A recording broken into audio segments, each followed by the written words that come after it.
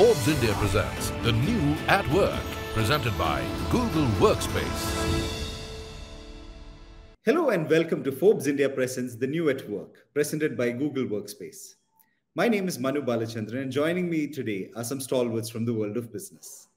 We have Mr. Chirag Bunlia, CTO, Embassy Group. Chirag has over 2 decades of experience and have worked with companies such as Infosys, Oracle, JSW, Aditya Birla Retail, and others in the past. We have Mr. Purav Sheth, CDO, Godrej and Boyce. Purav oversees the digital integration and transformation of the customer experience proposition for the 14 businesses at GNB and is responsible for driving digital and analytics in the organization. We are also joined by Mr. Jagdish Ramaswamy, President and Chief Digital Officer at Hindalco. Jagdish has more than 35 years of industry experience cutting across various multinational companies, and in his current responsibility is driving the digital and IT transformation agenda of Hindalco Industries. We are also joined by Mr. Vishal Somani, Head Enterprise and Content Technology, with more than 2 decades of experience across media and broadcasting and BFSI domains across companies such as Star and Tata AIA. Vishal has led several complex transformation mandates and diverse technology operations in his career. We have Mr. Ashish Khushu, CTO, L&T Technology Service. With over 28 years of experience, Ashish drives the company's technology roadmap to provide and develop IPs, solutions, platforms, and framework to address emerging investment areas in digital engineering. We also have Ms. Sumedha Chakravarti, Country Head, India and SARC Business at Google Workspace. Sumedha has over 15 years of experience in sales and management consulting in the technology, financial service, and healthcare space. She was on the Dean's Honors List at the University of Chicago Booth School of Business. Last but not the least, we have Mr. M. Shivasubramaniam, CIO, VA Tech Vabag.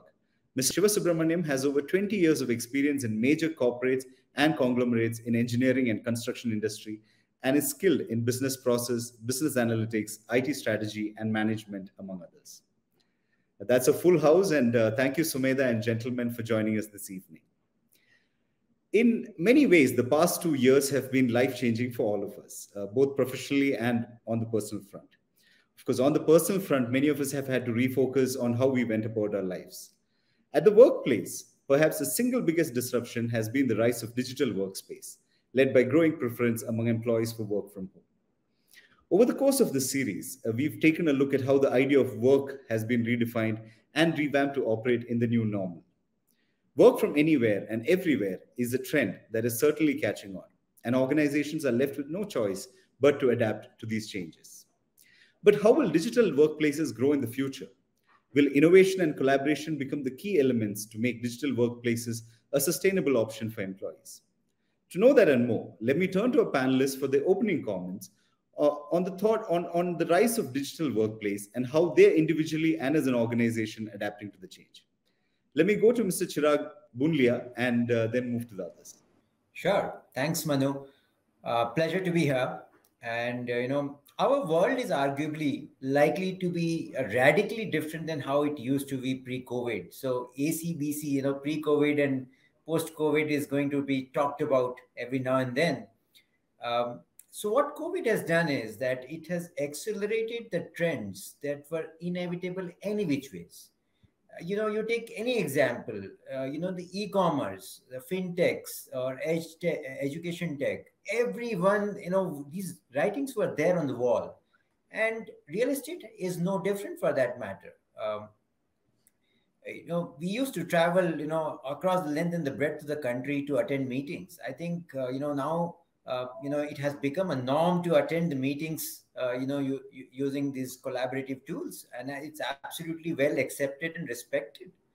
And that's the serious change which we have, seen over the course of this, pandemic over the last 2 years or so.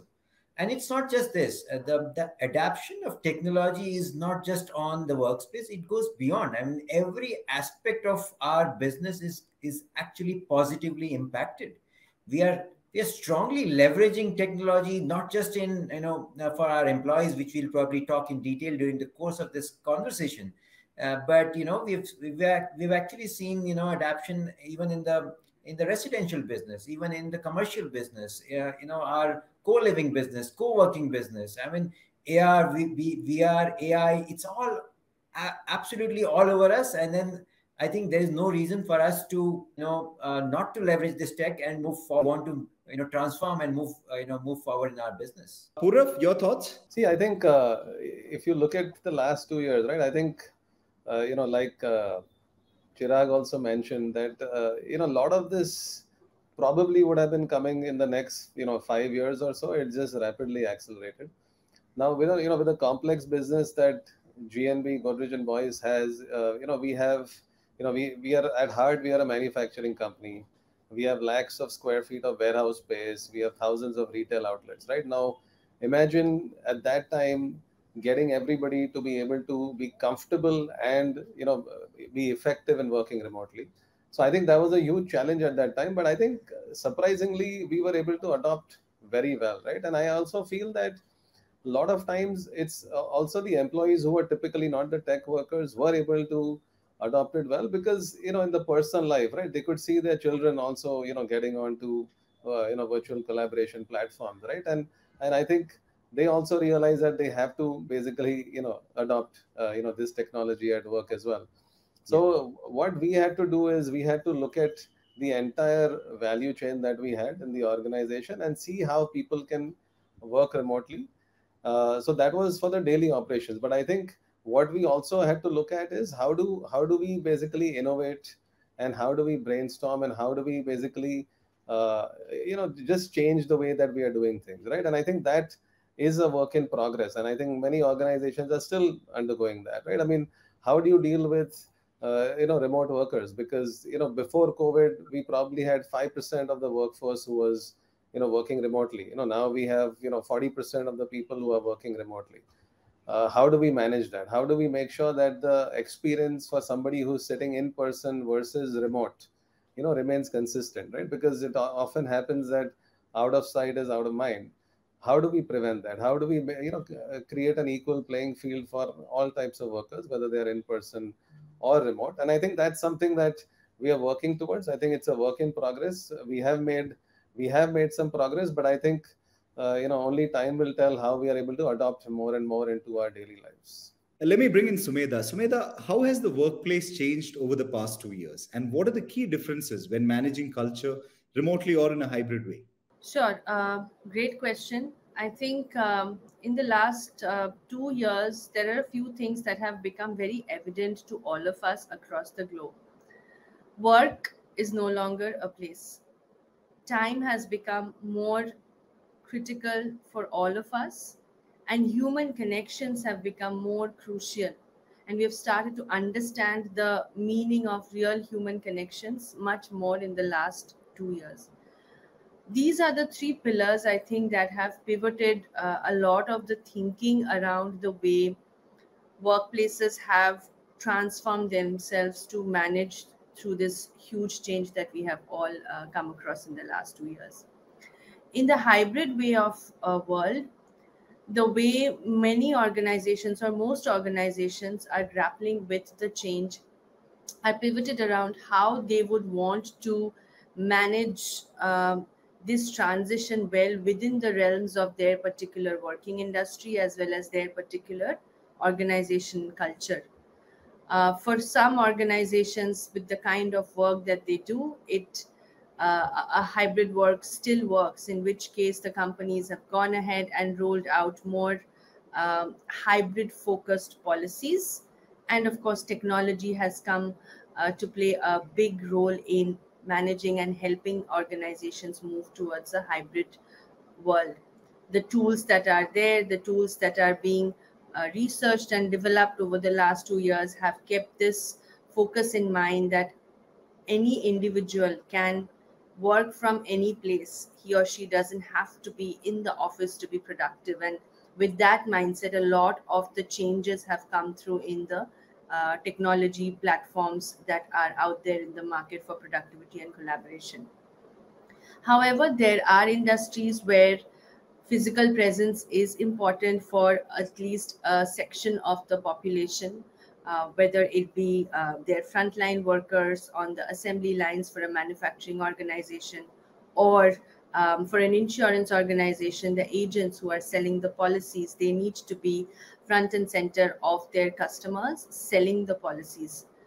So technology has also started thinking of how to really support these frontline set of employees whose needs may be slightly different, because they, while they need to be in front of their customer or at the workplace, their part of their teams would still be in a hybrid mode. So how do you make a very strong connection with this set of frontline employees who need to be front and center, either in their offices, in their manufacturing shop floors, or in front of their customers, and how they still stay connected with the rest of the organization?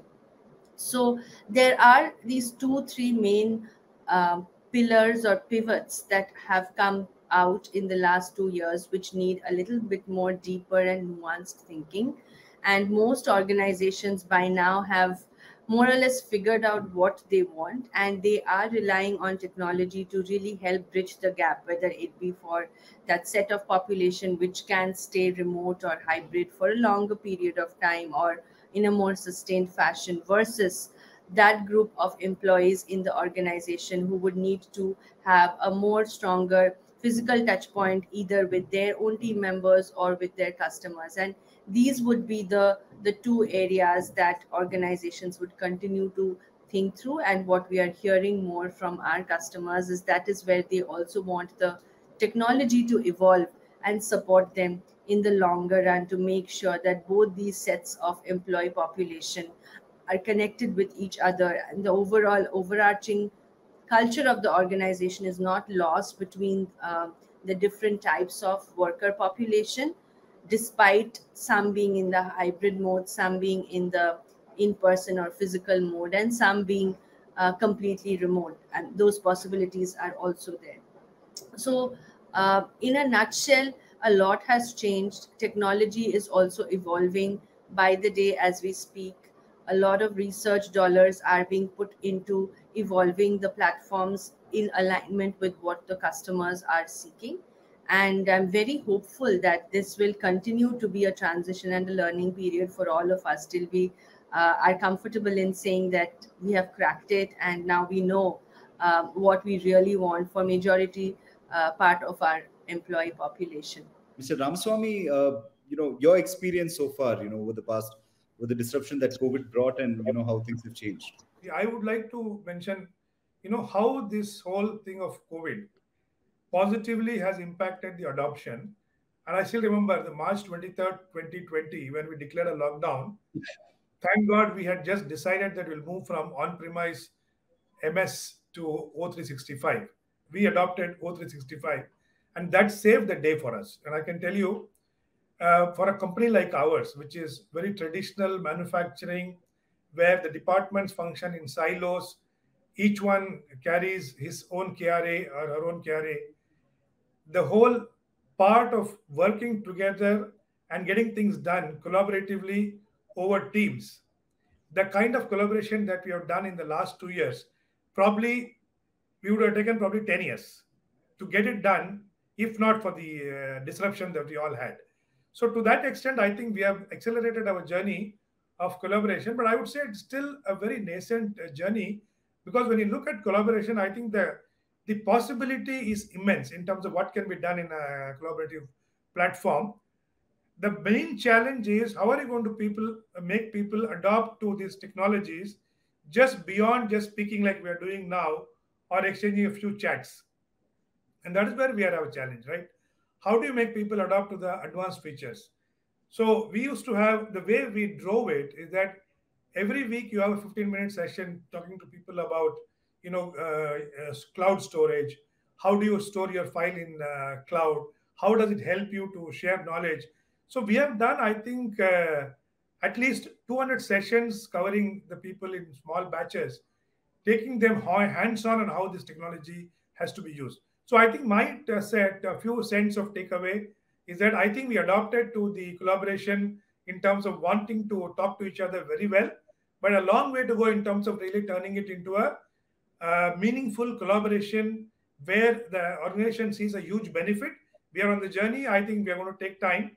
But yes, everybody is now excited. The learning has accelerated hugely. And I think it's the way to go. We all realize this is the way to go. Absolutely. Vishal, is that how you also feel? I mean, is it still in its sort of nascent stages? Is it still a long way to go now? The way I look at it is that, fortunately for us, we in media industry, I was earlier with another media company.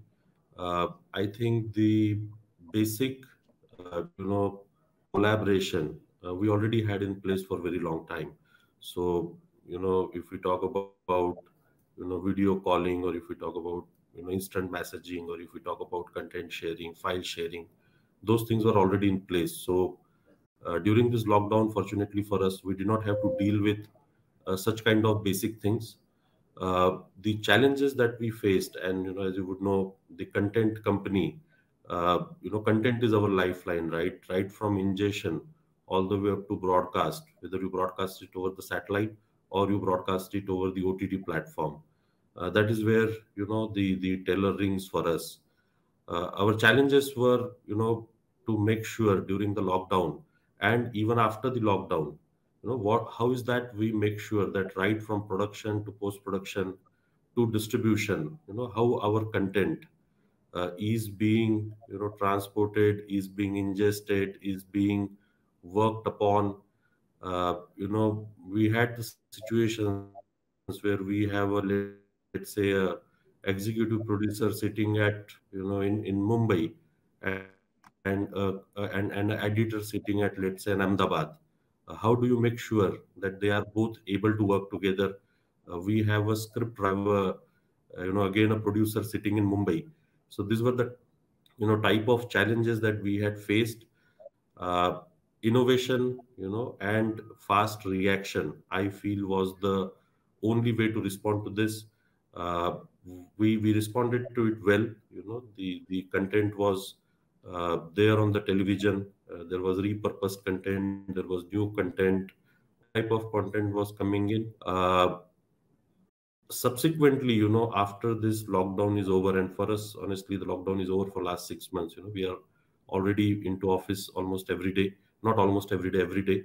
I see that the focus will now have to shift from how you, run this day-to-day operation, and how you get into the mode wherein you are able to leverage whatever capabilities that you have built over this period into converting them into meaningful opportunity.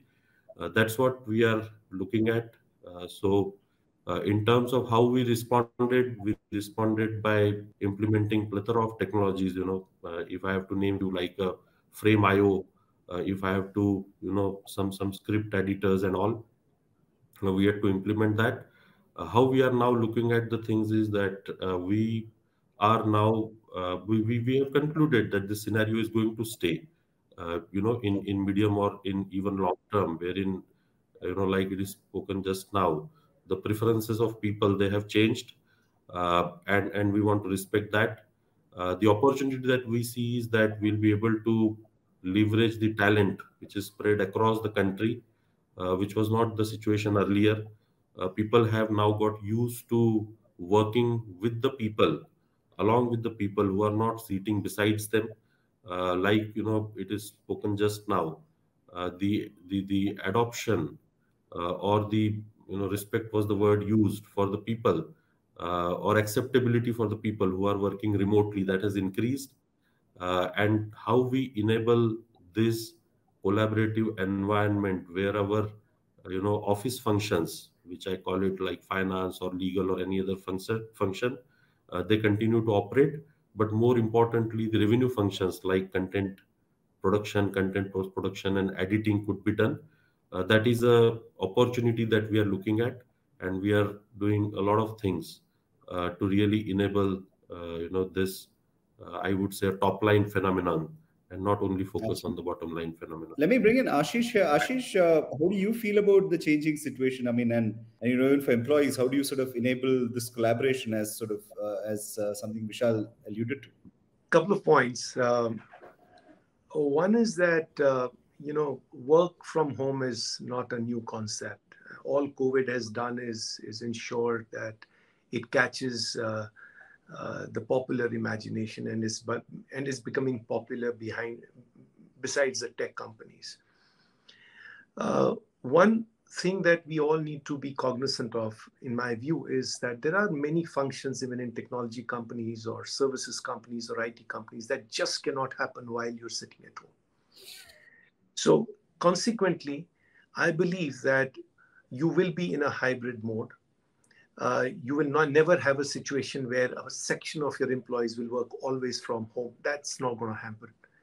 There's another reason for that. And the other reason for that is that work and getting to work is also a social experience. It's just not about a job. It's about social experience. And just sitting at home remotely, like another speaker alluded to, that just does not help the psychological health of an employee or a person. So it's going to be a hybrid mode. And when you are going to be in a hybrid mode where a part of your time would be working from home and majority of your time working from office, it is the digital infrastructure, the maturity of the digital infrastructure today, which is making it possible. And that's a welcome thing.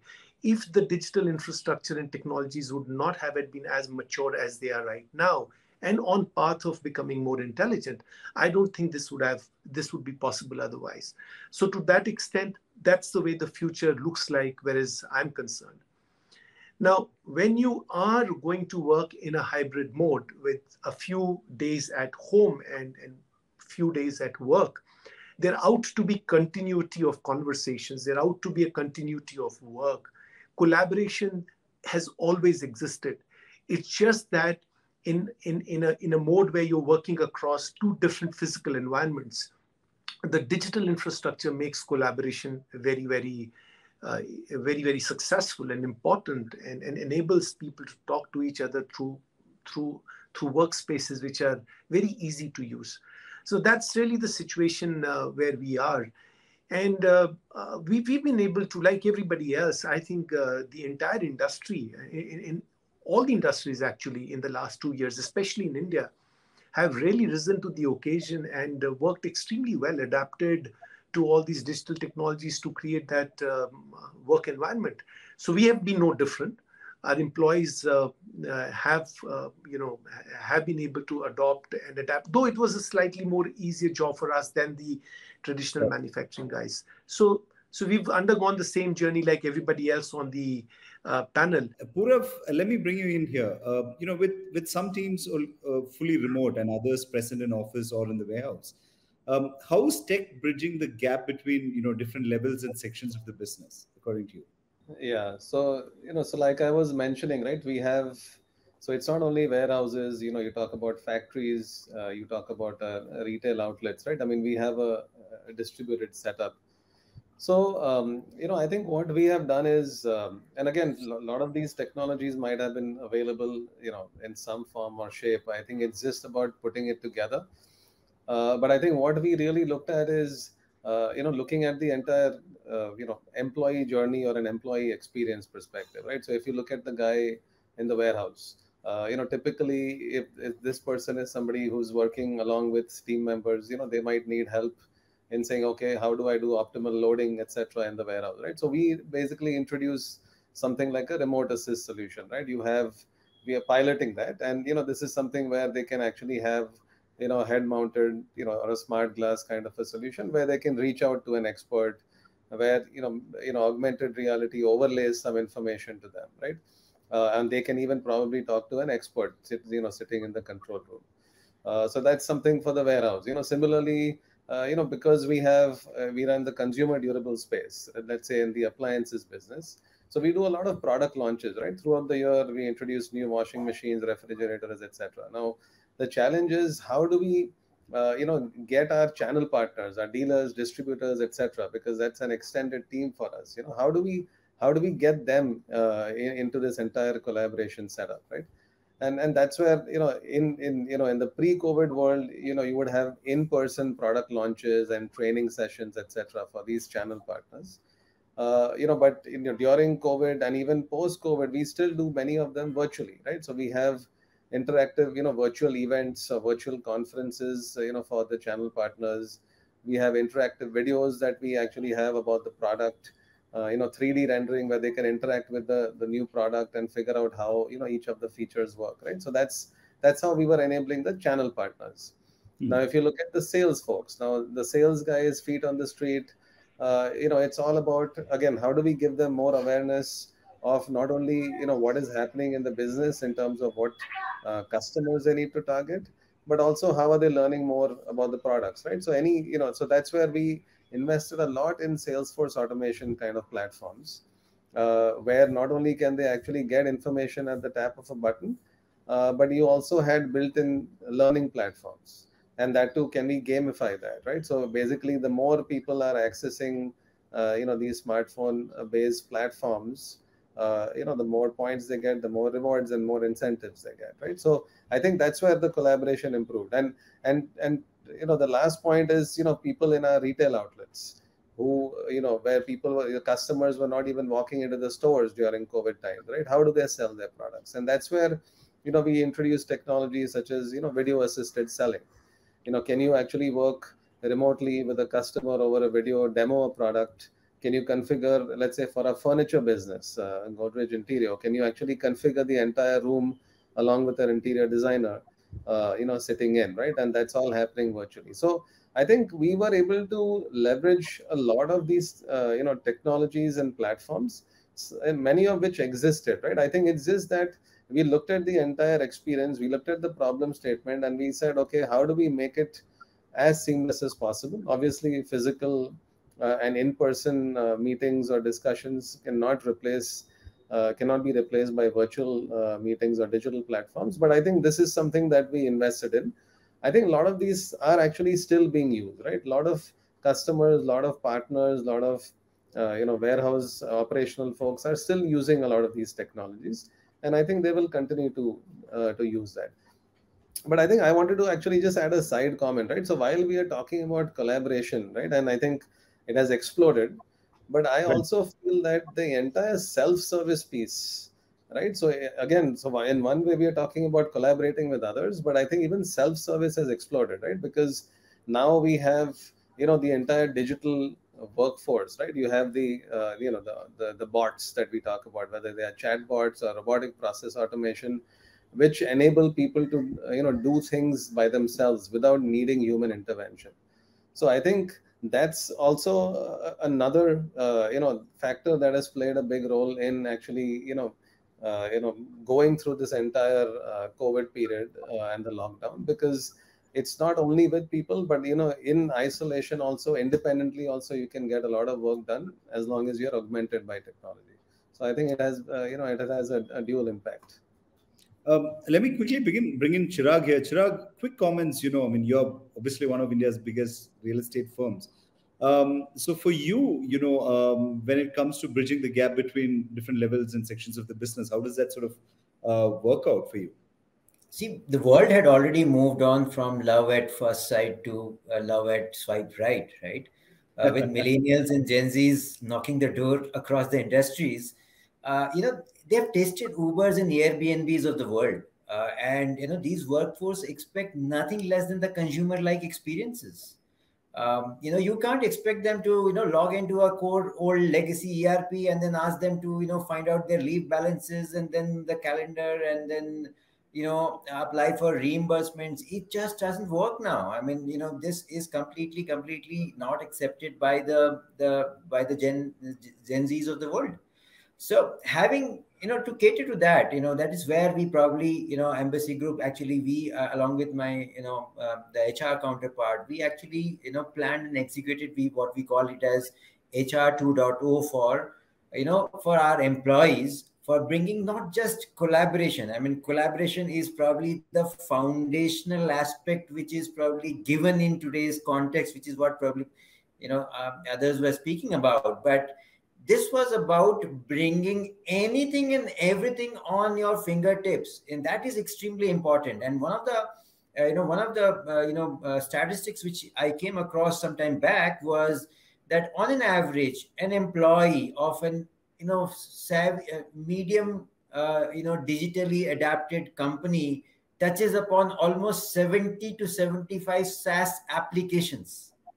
Now imagine if you have to keep changing application one at a time for doing your work, one for leave application, one for your payslip, one for your purchase orders approvement, one for your transactions, one for your lead management, one for BI, and the list goes on and on and on, right?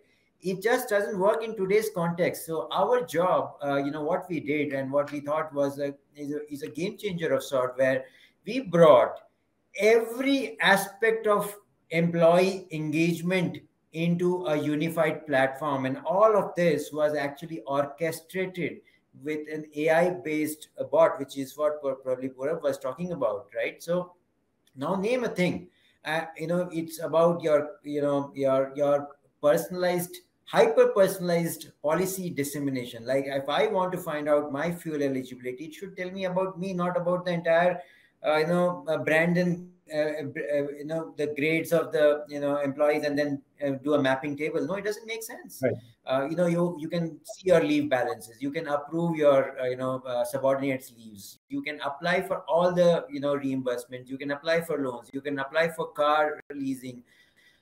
You can see your pay slips, you can apply for the travel request, you can see the notifications, you can regularize your attendance, and the list goes on and on and on, right? And all of this is by virtue of a AI based platform. Now what it does is it orchestrates that all of these solutions in a unified platform, and what we call it as MB. Incidentally, it's more of a word of, it's a play on word in terms of how we call it ambassador. So if you see, we believe that it is not about using a database and manipulating the information, it is about building relationship. So technology is being used and leveraged to actually build that relationship which was missing during these times, right? And this is what we believe could be the future of the digital workplace which we are talking about, where the collaboration is the foundation, but anything and everything on a unified platform is the way to go for. Vishal, let me bring you here.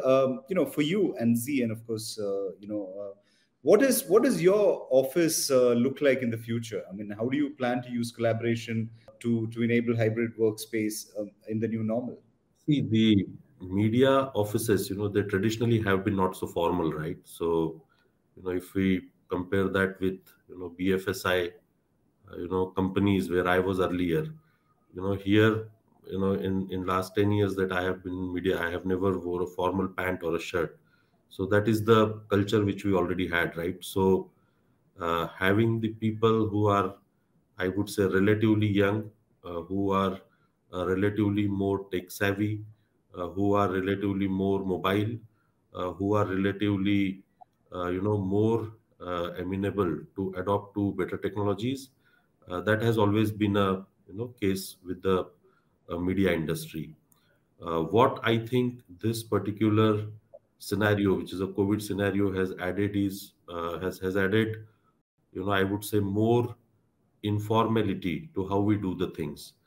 If you see our offices as of today, we, like I said, we being in a tech support and a content, backbone, we are here every day, but a lot of people, they are not coming to the office, and I don't think anyone is in hurry also to get them to office. So how I foresee the in our office, which is in a media company, is that this whole thing will continue to be, the way it is right now. I don't foresee everyone coming to office religiously like we would come earlier. I foresee. I also want to add that like there is a disruption everywhere in every industry. I personally feel that the disruption in media industry that has been very drastic. Uh, on one hand, we are seeing the highest demand for the content, again because of the lockdown. At this on the other hand, we are seeing all these logistical challenges coming our way in terms of producing that content, and at the same time, the whole new opportunity has been opened up by way of us being able to crowdsource the content or even crowdsource the talent or to hire the talent anywhere in our country or even abroad. So it's a huge change for us in the media industry.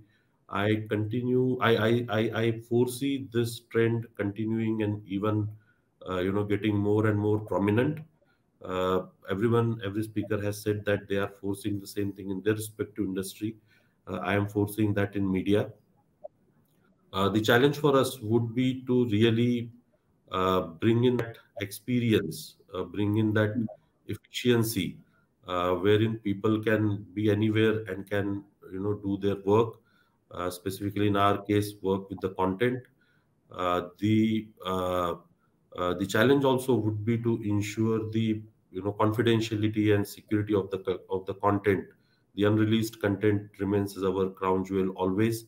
If someone is working with the unreleased content from his or her home or any other shared workplace, that remains as our concern.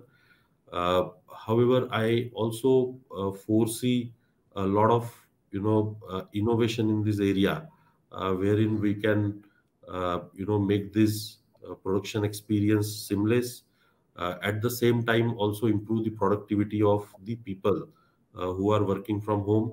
A 1 hour lost of an editor is a very premium resource, is a direct impact on the cost of a program and hence a PNL. So how do we maintain the productivity, the quality of the content, the security? These are going to remain as our focus points, and we are going to work towards that. That's how I see the thing shaping up for us. Mr. Shivasubramaniam, the same question that I asked Vishal, what does your office look like? I want to throw the same thing to you. And also, how does digital collaboration actually help in improving workflow across organizations? See, we are in a different industry like other guys. So we are basically do engineering, procurement, and construction. So we are the end-to-end EPC construction company.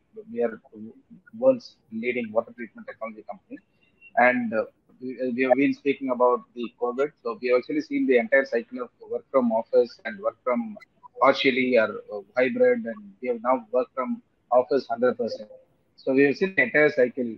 So I think we are one of the EPC industry is one of the first in the world who has moved from work from office to work from home to work from office. We have never even thought that we can work from home. So that is now the mindset has changed.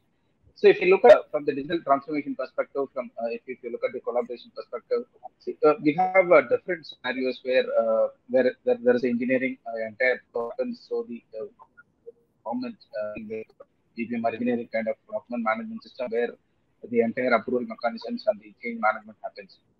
And if you look at from the design and engineering and procurement and from the construction perspective, there is a common thread. What I've during the bidding process, whatever has been given as a code till the end of commissioning and construction and operations and maintenance, how it goes. So the entire supply chain of information which goes from design till the commissioning is all end-to-end is collaborated through a common platform.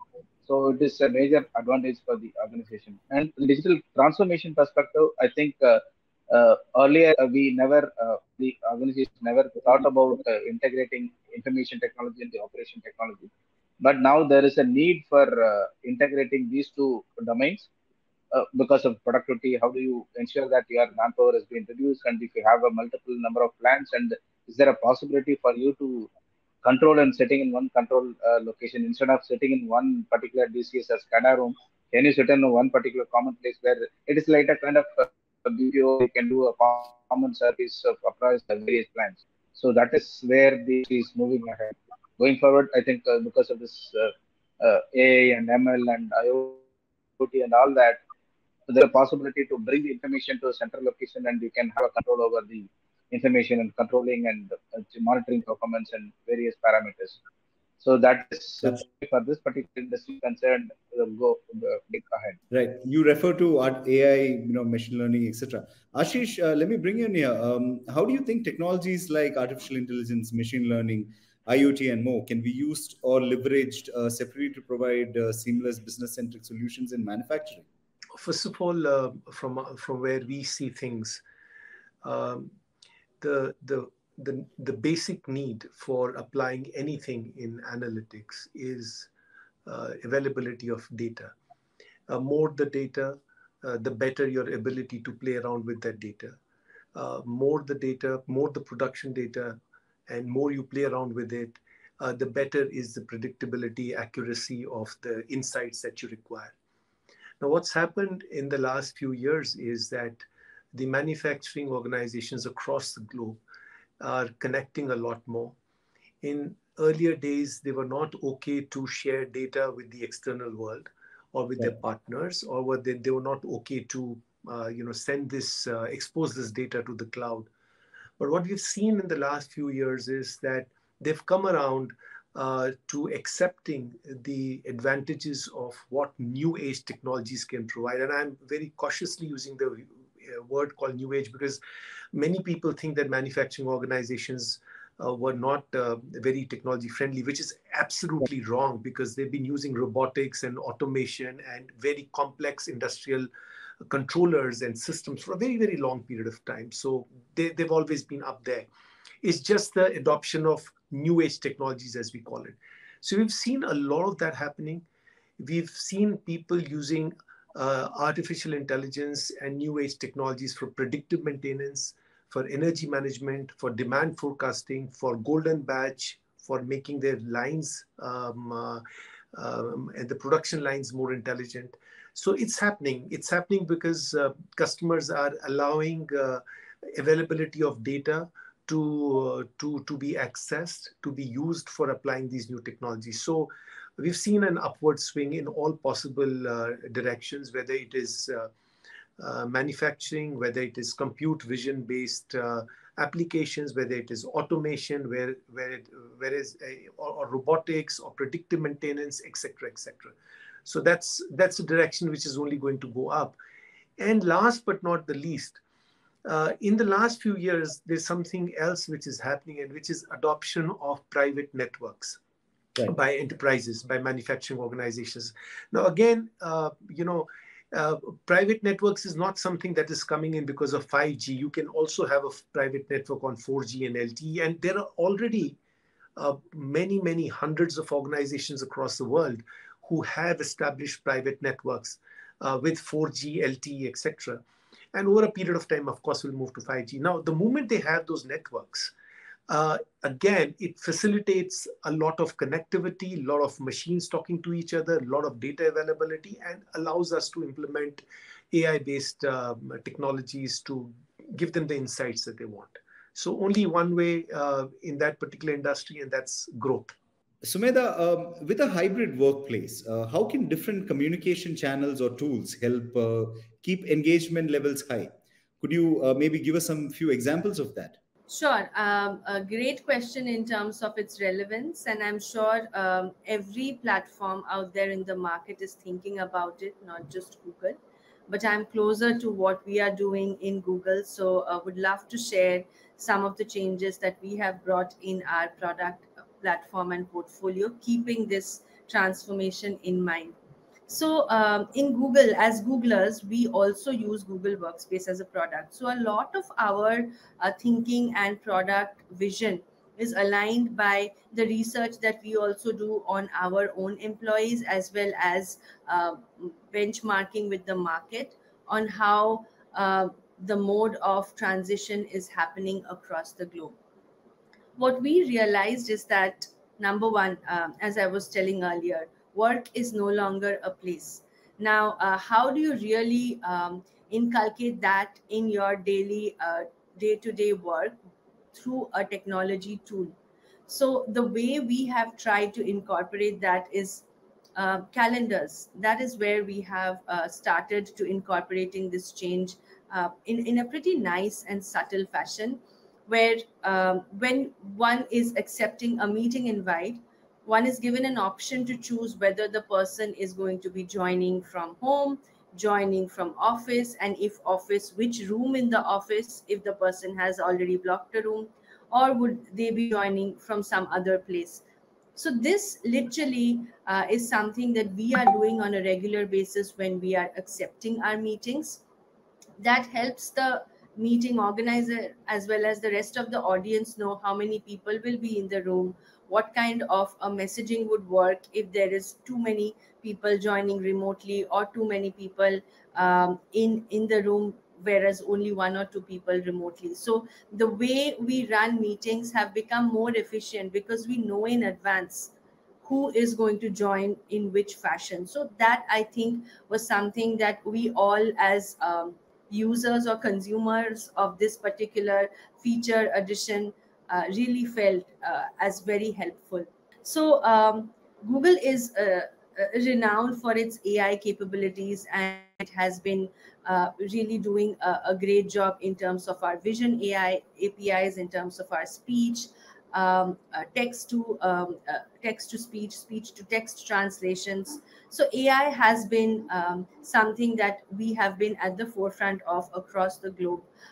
And with the data that we are able to collect either through our search platform or through YouTube or other platforms, Gmail, Google Drive, where we collect a lot of data and a lot of AI signals, which help build our AI platform in a much more richer fashion. So we have brought the power of that AI into Google Workspace, and one of the applications of that is absolutely critical now that we have kind of settled down this in this hybrid mode of working. So Google Meet has gone through a lot of upgrades, uh, powered by these AI capabilities in the last 2 years. Number one, we are seeing a lot of people taking calls from home, especially in global teams where different people are joining at different time zones, and it is not possible to take an important call with leadership in some other region, in some other time zone, in office, or always from a quiet place. Now, how do you manage to really be productive in those calls without really causing noise if you have some background noise going on? For example, I am taking a call late in the night, maybe for a call in the US that is being attended by a leadership team in the US. I have some noise going on in my house, or someone in my next apartment doing some work, and that is coming and really impacting the call. So Google's AI really comes in this comes into play in this case, where Meet automatically is built in with the noise cancellation technology that is very very mature, and the other participants in the call are not able to hear anything other than the voice of the participant. So, using our noise cancellation feature in Google Meet, which has been lighted up, literally most of the non human voice noises are being able to be cut out. So, even if I'm taking a call from a noisy place, where there are vehicles running around, or there is some construction work going on, or there is some cluttering, someone dropped a bowl somewhere in another room, all of this will get cut out because of the noise cancellation policy. And this one, I think, is amazing. I mean, I myself have really experienced the power of this, where I really could continue in a very productive fashion in a particular meeting without being disturbed by the noise around. So there are a lot of such AI features that we are building in, especially in Meet, because Meet has become front and center of keeping people connected in this hybrid mode. So we've also improved the Meet video quality. We have given options to users to change the lighting of how their video comes alive before they join a call. And these options actually improve the video quality even for a person taking a call from a not so well lighted place in a room or in a corner of a room, because that's where they need to be at that point of time to take a particular meeting. So I think while these are a few examples, there are many such. I can go on and on that have been created, focused mainly on this hybrid work population, and keeping in mind that what would be the main human need for an individual or a group of individuals who are trying to connect together to work on a project without having to keep in mind who is remote and who is physical. Let me bring in Mr. Ramswamy here. How do you think technologies like artificial intelligence, machine learning etc., can be used to provide seamless business-centric solutions? So I think a lot of areas where these technologies can be used. So if you look at in the manufacturing context, I think Ashish described the use cases very well. But I'll take a few areas where manufacturing can really benefit. And the themes that any manufacturing is looking at today is the same as what Ashish mentioned. But just look at an AI ML, which basically says, like a health indicator of your body, if you can give a health indicator of your operations to the unit head or the operations manager, which tells him that when he walks in or when he gets up in the morning, it just tells him that, you know what, today your factory is going to run well. And I do not see your factory getting any issues for the next 3 days or 4 days or a week or 10 days, depending on how much of data you're available and how do you intelligently build your models. And what are the models that you build? One, you build a model which says health of critical equipment, is it in good shape? Second, you build a model which says the quality of goods or manufacturing or producing is doing well. And I see that likely to happen in the coming days. Third, you have sufficient quality of raw material of good quality available to run your line. Fourth, your costs are in order in terms of energy, water, whatever you consume, consumables are in order. And fifth, I think you have the enough workforce which is likely to come. So hence, I'm giving an indicator that your factory is likely to do well, and that can be a management decision which says, okay, look, this factory is going to do well. On the other hand, it can give you advanced indications of an upcoming shutdown or a quality issue or a customer return if you do an intelligent way of data gathering, building models and integrating them into a one health indicator. So I see this as a huge use case for manufacturing, apart from what Ashish spoke about in terms of supply chain, SNOP. But for manufacturing, I think this is, if you can really build the right models, getting a health indicator proactively into the hands of the operations people so that they can act proactively to ensure the factory doesn't shut down, and then an indicator to the customer that, look, you're very likely to get your products on time because everything that is required for Hindalco or any company to manufacture things is on order. That's a great way of using AI, and that is the direction in which we are heading in terms of how we use the AI/ML in the case of manufacturing. Just a follow-up question. Cloud, of course, is now an essential part of digital collaboration. So what role is cloud playing in ensuring better collaboration for you and your organization? I think huge. I think you heard the previous panelists talking about this whole world of the peripheral perimeter-based organization where you have the LANs and WANs connected and data has to route through that. That's gone now. So the way you access information in the organization, whether it is dashboards, whether it is information, whether it is alerts, whether it is messages, I think it's all about getting to know the status of what's happening in your factory wherever you're in the world. And that's what is really the advantage of a cloud, because whether I'm in an airport or whether I'm in a client's meeting, whether I'm in some other factory or in a holiday, today what our people enjoy, they get a WhatsApp saying that the particular machine in your shop floor today is not working. He's able to pick up the messaging and talk to him. And that's possible because I think we are routing everything to the cloud. And as an infrastructure, cloud gives you the enormous amount of getting people connected wherever they are, number one. Number two, you don't need to worry about overflow of information because it can handle. Number three, we are able to get all our vendors. And I can tell you one of the biggest examples. When people cannot travel today, our OEMs cannot travel, we are able to actually showcase what's happening in our factory to our OEMs using remote access to our machines, which my vendor can see sitting in the US or UK and guide me to repair it. And all this is possible because of the elasticity and the seamlessness that cloud provides for us. So I think there is no limit to what this can do. Literally virtualize everything. And we are also moving on towards virtual workplace where we are provisioning data science workbenches on the cloud where people can do models from anywhere, wherever they are. We don't need to give them high computing machines, which are heavy and they need to carry. So I can give you enormous examples of how we are leveraging cloud for collaboration across the organization. Chirag, the same question to you. What role is AI and ML sort of playing in creating the digital workspaces of today, and of course also about cloud? The very purpose of any technology is to simply magnify and amplify human originality, right? Right. Invariably, what happens is that, because of social and peer pressure, we end up selecting, okay, we need to do AI, we need to do, blockchain, and the list goes on and on. No, that's not the way it should be.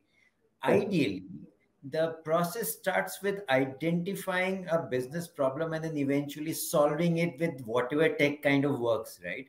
And AI is a panacea of salt, because it empowers us, as a technologist. It empowers us to do things which normally, traditionally, we used to earmark these activities by human, right?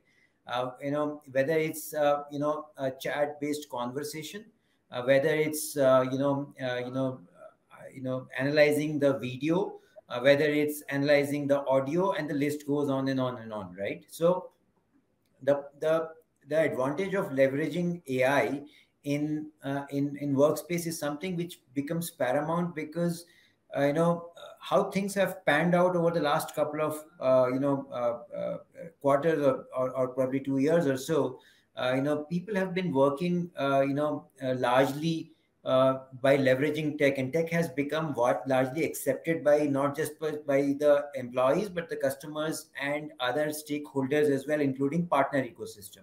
So as an example, if I were to as a salesperson, if I were to wear a sales hat and I want to show my a residential complex, I have an opportunity to actually give them a near real-time experience using the technology without moving an inch, right? And I can give you many examples, actually, whether it's invoices, your KYC, your project documents, your co-applicants, your receipts, TDS, taxes, project status updates, snagging, everything is actually brought on a fingertip, right? And that's the advantage of tech, because you really don't need to move an inch to do all of these things, right? And that's where it actually brings in the power of tech, and specifically AI. As I said, it actually empowers, or it improves the human activities which we used to originally associate with humans. And as far as cloud is concerned, very short and simple answer, that it gives you the flexibility and elasticity which we all look forward for. Back to you. Mr. Shivasubramaniam, question to you. What technologies have you been investing in to improve digital collaboration and innovation in your organization? The earlier we used to have, there are plenty of homegrown systems for the end-to-end HRMS. We used to run multiple silo-based applications. And what we have done is we have went to the kind of cloud-based end-to-end hire-to-retire process. So which helps in the entire employee, right from, somebody is mentioning, right from applying from leave to seeing everything on the go on mobile app.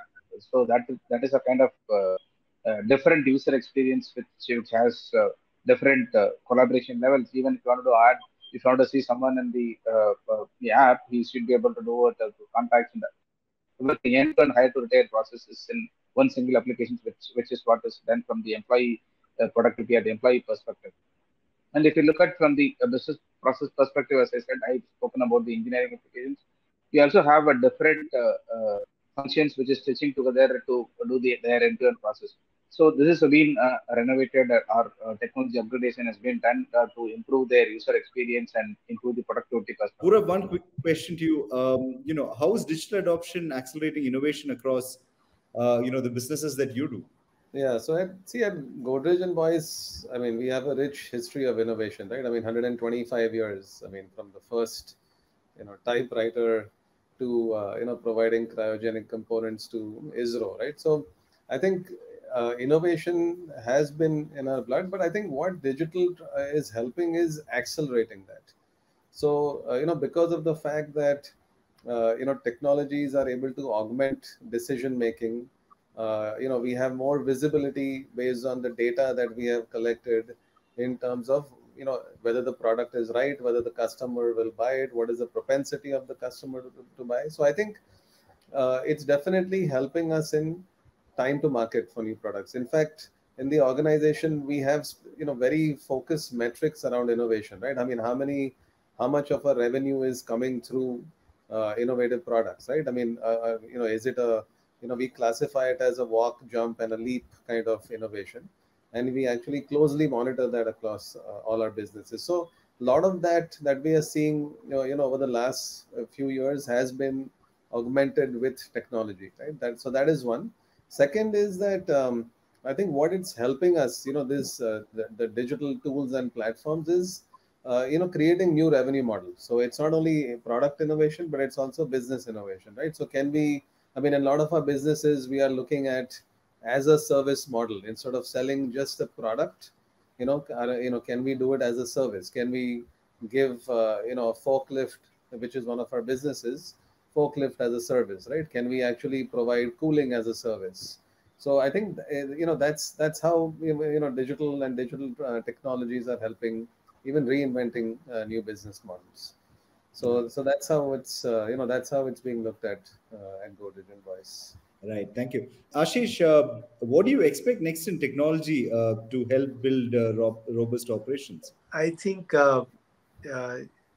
simply this, that with enterprises getting connected, enterprises becoming more aware on how to make use of new age technologies, enterprises becoming more open to the idea of leveraging the data that they have, you will see a lot more of intelligence getting embedded in the decision making, which will be which can be attributed to data insights that people will derive out of all the data that they have, and all the projections that they would like to see.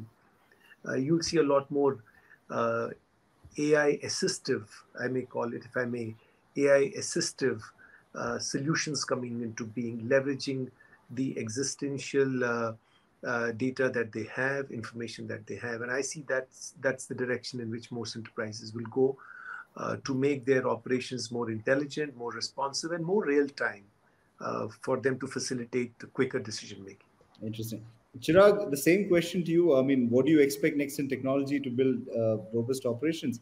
And maybe you can touch upon, some of the challenges, particularly in terms of privacy, security in this hybrid work environment. Yeah, I mean, cybersecurity is always, excessive until it's good enough. So, cybersecurity is actually not an afterthought, and it's a culture, it's a journey.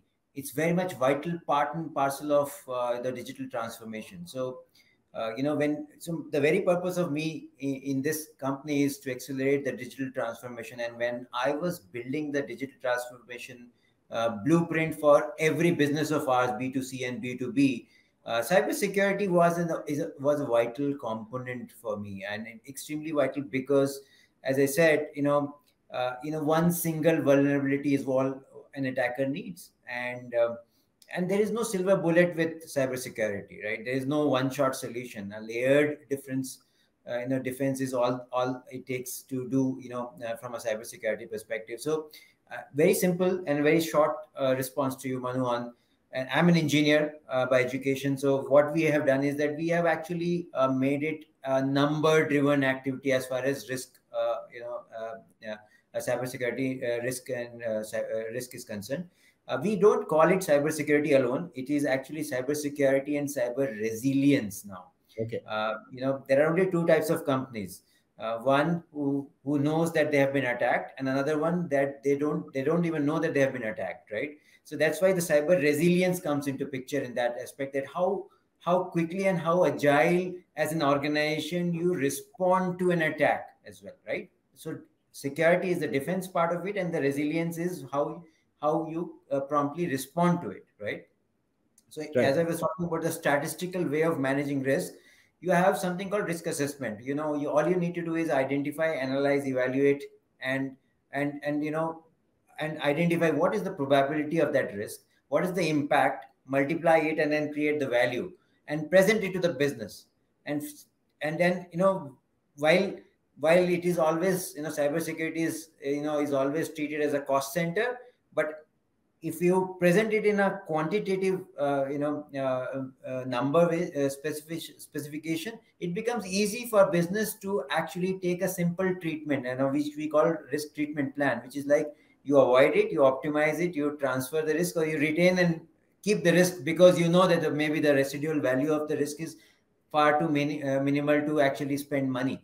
As long as IT and the business stakeholders are on the same page from a risk treatment plan perspective, I think we are all in it together, and we can handle it in a much more effective and a conscious manner. On that note, it's been a fabulous discussion, and I want to thank all our panelists for taking time out to be with us. Thank you and stay safe. Forbes India presents The New at Work, presented by Google Workspace.